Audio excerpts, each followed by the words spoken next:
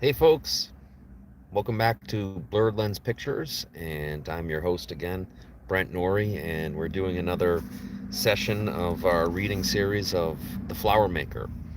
The story continues, and just wanted to say appreciate y'all who have been tuning in, and everyone who's liked and subscribed.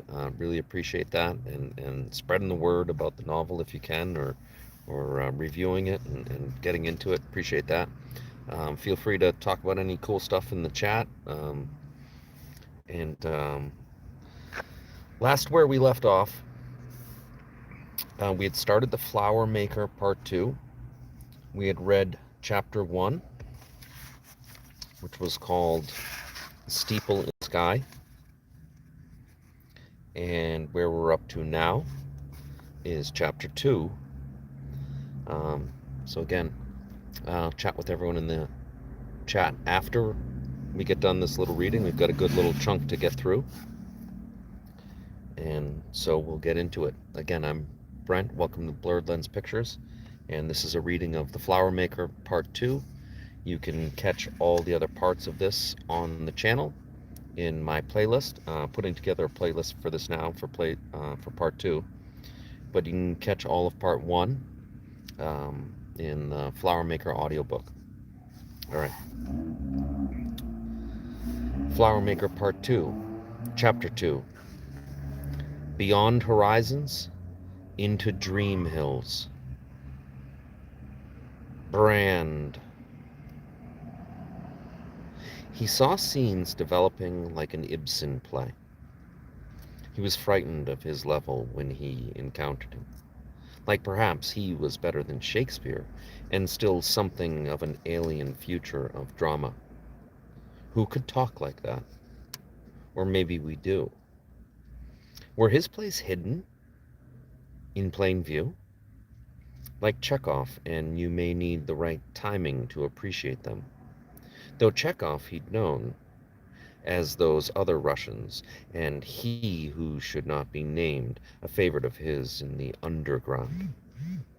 Though many readings had transformed his way of seeing, none he could remember more vividly than sitting in his kayak, floating slowly upriver, having a smoke and a beer in hand, or more likely tucked between his thighs, as Wish You Were Here played softly on his phone, drifting along with still water reflecting the summer trees, as he cracked for the first time a book he'd waited his life to finally approach.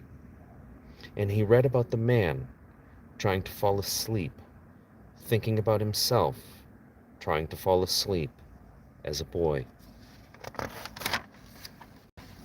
A story could be as simple as that. The things you see and things you remember, twisted up to your liking. But a story to be art must be pure for him to work on it, to invest the time. And so they build themselves and devise their own escapes.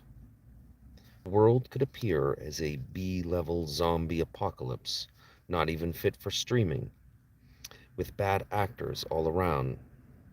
It could, but then you could look another way at things. Like maybe we're just getting used to Zombieland and could get bored of it. But that's what the cubicles are for, and the shiny paint jobs. And nobody knows what they really want until they're faced with consequences. Then they know. When it all comes down to it, they'll see the truth in themselves. They'll see steeples on horizons and wonder what's beyond. They'll spend time on infinity. Never enough time, though, not for that.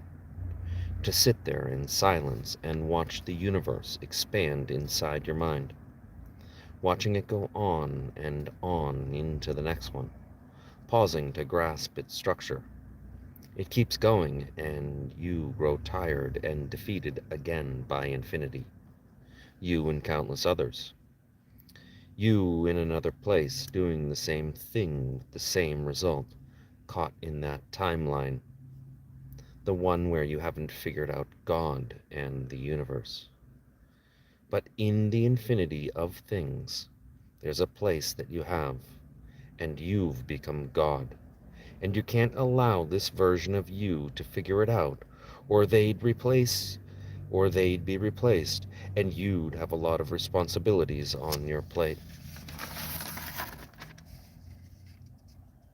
Sometimes I like to go way up here, where we are now, hovering over, maybe 100 feet above our artist, and just watch him.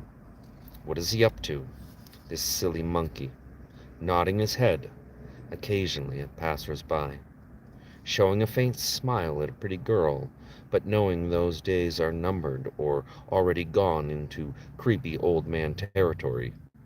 Still, though, he felt he should keep up some stamina in the attempts for the still occasional flirtatious eye connection where one would be cast under his spell for the moment, and he'd sense her body turning jello with the awkward, sudden hair fixation. And he knew with some more time and but there she goes again, along with all the others, that turn their eyes quickly with sort of a snarl to their mouths, and he thought not to think on these types of girls, for what fun could they be? And perhaps they thought the same of him, and so they never had.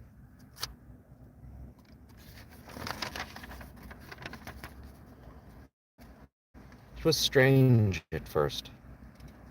What do you mean he doesn't win in the end and get the kingdom and the girl? No, it's a tragedy in Denmark. And what a foolish choice of and what a foolish choice the other made for the most beautiful girl in the world. What a shallow thing. What's the difference between her and the second most beautiful? Does she give you the other two choices of world domination or to be the greatest warrior? Those other two options could surely land you a top 10. Why not make a rebuttal such as the one who saves all the children from death, and who houses and feeds people, and shares love, is clearly the fairest goddess? Would Zeus strike you down then and there? There's no saving all the pawns.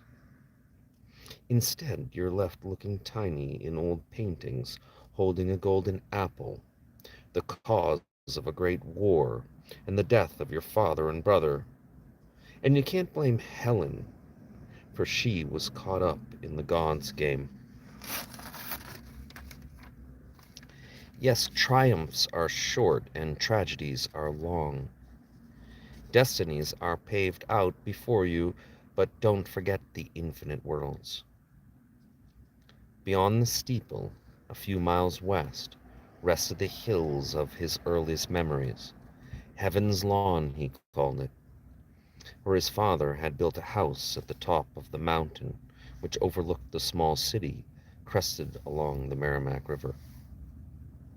The smell of sawdust would always bring him back there, to when it was being built, and the smell of a breakfast diner reminded him of going with his father to meet the builder or contractor at Cody's Diner in the morning during that misty memory period of 3 to 4 years old.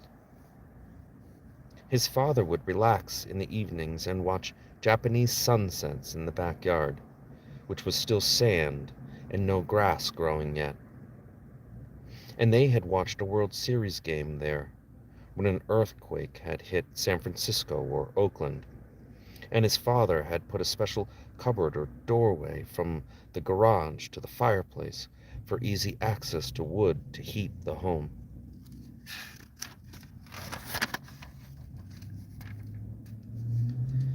Questions are silly and answers are simple, said the man with his sword.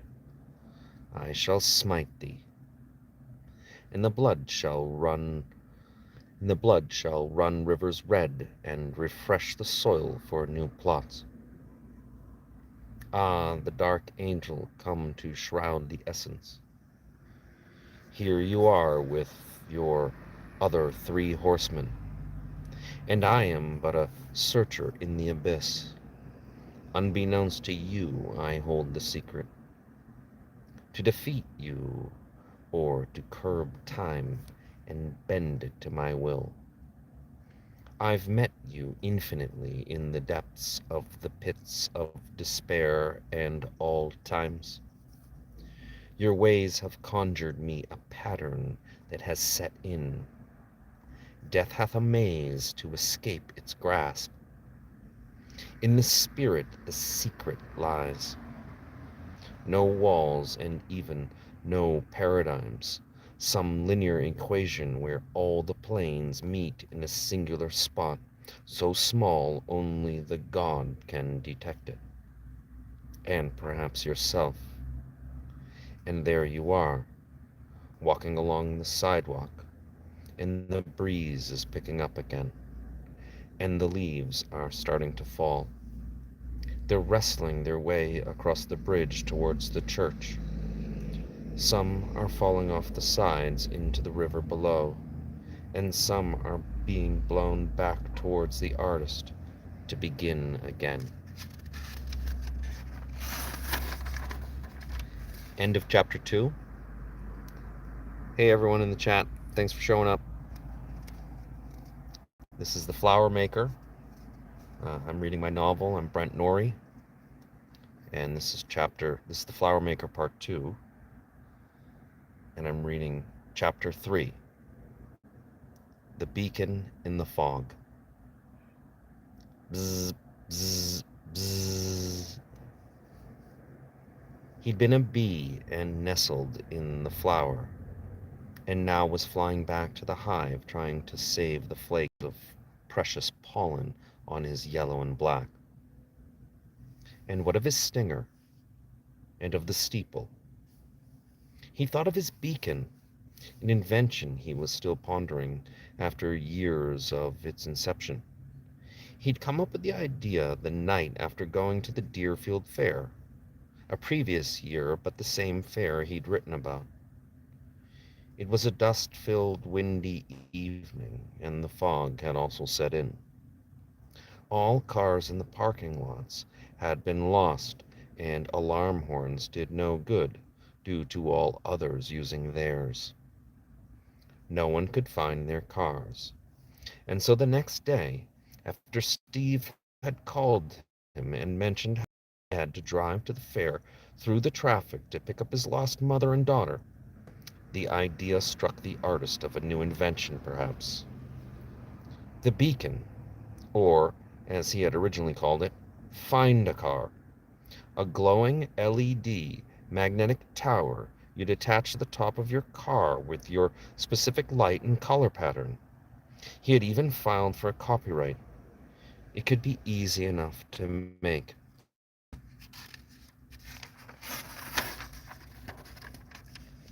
He was losing the plot, he thought, as he finally crossed Bridge Street and head down Elm. The bridge to the west side disappeared to the right of him, behind the large buildings of Elm Street. A beekeeper's life was at stake, for crying out loud. Was it really at stake? It had to be, for the art to be real. It had to be for the art to be real to him.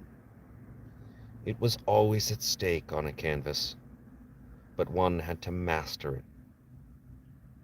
The beekeeper was just as real as him, and so was Maris. They had to be in some way. The same sort of reimagining as real life. The play within his play. The scientist would giggle at such a thought. And the scientist was real too. He had a secret. Somehow he had stolen it from the artist, and the artist had found pieces of the scientist's work on that flower, the design. The artist needed the beekeeper to work as a spy and find more information about what the scientist was up to. The artist thought the scientist of his dreams was now reaching out. The artist thought the scientist of his dreams was now reaching out and trying to take over the world with his flower. The restaurants that lined Elm were getting busy with their tables and seats along the sidewalks. A few more weeks for afternoon sunshine worthy to call warm. Was it 5 o'clock? Yes, already. And people were sipping their afternoon delights. And he thought of how many of them were with them, how different they might be in a couple of years. Some of them had started a war they didn't want to claim had started, and sophisticated types waited for laws and courts to set in, but they weren't. Everyone knew what was happening, but they all lay docile, waiting for entertainment and good eats. They were rising above it, he assumed they must think, being pragmatic with the situation at hand. But ignoring the thing would mean you couldn't really be pragmatic about such a thing, because you have not kept up on it. Lies were the things people used to get by, and you could weave webs and stories with them. But in the right light, you could see the web for what it was, a beautiful scene of entanglement for catching flies made of shimmering silver.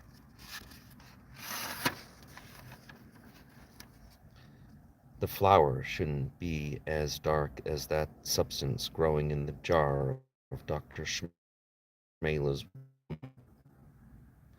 But something of the same epiphany once seen.